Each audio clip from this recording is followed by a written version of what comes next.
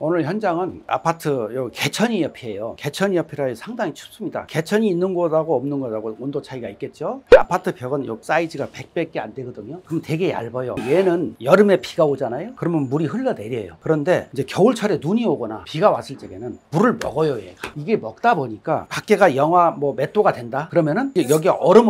예를 들어서 세탁실이다 그러면 세탁기는 보통 온도가 10도에 세탁기 얼거든요. 그래서 저희네가 이제 여기다 이보드라도 이런 걸 쳐주면은 온도가 한 5도 정도 내려가요. 그럼 영하 10도인데 영하 15 이상 돼야 세탁기도 온다. 그래서 저희네가 이제 그 헐적에 이보드를 여기다 쳐드리거든요. 사시하면서. 그래서 근데 여가 이제 결로가 생길 수밖에 없는 이유는 뭐냐면요. 세탁실은 뭐라 해도 습기가 있어요. 그래서 그 결로 해결하는 방법은 환기도 시켜야 되지만은 요즘에 어떤 소비자분들 댓글 다른 거 보니까 이러신 분들 많아요. 제습기를 놓고 쓰는 사람. 제습기가 많이 빠르니까 그러고 환기를 시켜야 된다. 그리고 이 세탁실이라는 거는 건조기나 세탁기, 건조기 같은 열을 많이 내거든요. 열을 많이 내다 보면은 걔는 밖에는 차고 열은 뜨거우면 여기 결로가 생겨서 그래서 빨래 같은 것도 무조건 저녁 때 널면 안 되고 낮에 널면 습도가 높으면은 뭐라 해도 결로가 유리로 다 붙어버리고 그리고 이런 것도 있습니다. 겨울철에 예를 들어서 우리가 도배를 한다. 도배도 습하거든요. 그 습기가 어디로 가겠습니까? 유리로 붙죠. 근데 도배라는 거 붙였을 적에 예를 들어 문을 열어서 바람이 불면은 걷지만 말지 속지가 안 말라요. 그렇기 때문에 도배 할 적에도 이런 결로 현상이 생기기 때문에 겨울철에 할 적에도 잘 선택해서 하셔야 돼요.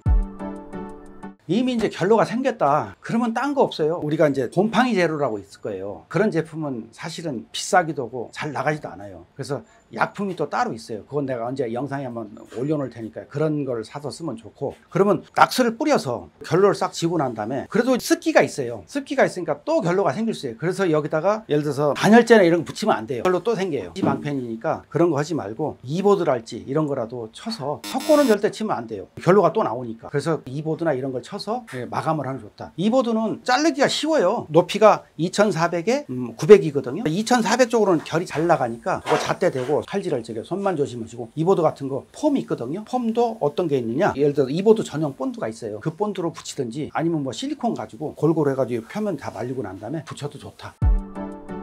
사시 했는데 별로 생겼다는 사람이 많지요. 관리를 잘못한 거고. 그러니까 저한테 공사한 집들은 내가 이런 스티커를 다 붙여주니까 거의 그런 사람이 없어요. 다른 업체에서 이제 한 데들 보면은 결로 생겼다고 저한테 이제 영상을 내가 많이 올리니까 많이 오시거든요. 많이 오시는데 그런 통화 내용을 들어보면은 결로 생겼다고 그러면 환기에 대한 얘기는 안 오고 그 사람도 1년 2년 지났으니까 나 몰라라고 전화도 안 받아버리고 그런데 결로가 생겼을 적에는 약품으로 지우고 그리고 환기를 많이 시켜야 된다.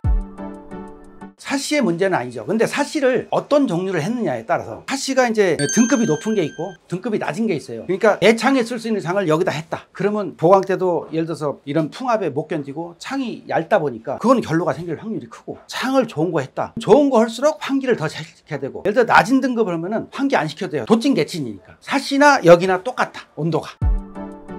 여기는 이제 100도 안 되는데 여기다가 이제 소비자분께서 이제 확장을 2년 후에 한다. 그러니까 저희네가 일단 사시만 확장을 해주거든요. 확장을 해주는데 그러면 여기에는 이보드라는 걸 33T를 붙일 거예요. 거기다가 폼본드 붙여가지고 물 뿌려가지고 골고루 해서 틈을 양쪽으로 조금씩 놔두고 중간에 폼을 다 싸서 그러고 난 다음에 우리가 열반사라는 게 있어요. 열반사도 이런 게 있습니다. 근데 요건 프라임 코리아거든요. 6T하고 10T가 있는데 이 회사에서 나오는 게 10T를 안 붙이는 이유가 있어요. 작업성이 좀 떨어져요. 왜 그러냐면 두꺼우니까 붙이기도 힘들고 그래서 저 같은 경우 어떻게 하느냐 예를 들어서 10T를 붙여야 된다 그러면 요걸 더블로 붙여요. 그러면 12T가 되잖아요. 단열 효과는 더 좋겠죠. 그래서 이보드도 예를 들어서 13T가 있는데 뭐 23T를 붙이는 것보다 13T를 더블로 붙이면 열 관리를 해보니까 더 낫다 효율적인데 이제 비용이 더 들어가죠. 이런 이제 자재가 있거든요. 이거 한마디 좀 말씀드릴게요. 제가 이제 사시공사를 하러 다니면서 이 확장은 다 무상으로 해줘요. 사실은 이 방이 추워서 사시 교체하는 사람이 되게 많아요. 이 방이 춥거든요.